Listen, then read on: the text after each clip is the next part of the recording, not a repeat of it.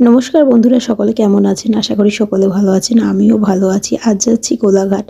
তো কিছু রিপোর্ট করানোর আছে তার জন্য।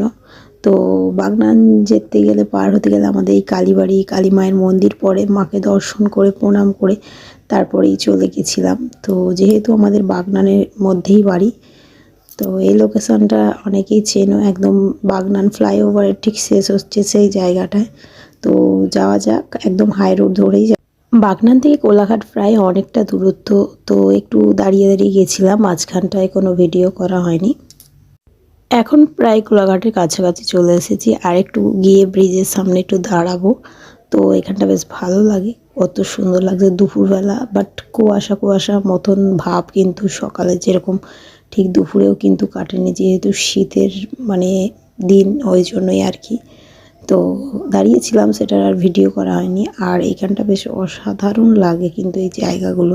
কোলাঘাটের ব্রিজ যখন ট্রেনে করে যাই তখনও দেখি, বেশ অনেক সুন্দর লাগে।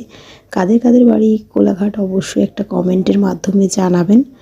আর অনেকেই হয়তো দূর দূর থেকে আসে কোলাঘাটে ফুল কেনার জন্য। কোলাঘাটে কিন্তু স্টেশনের পাশে ফুলের মার্কেট আছে, তো অনেকেই জানেন যারা যারা আসেন।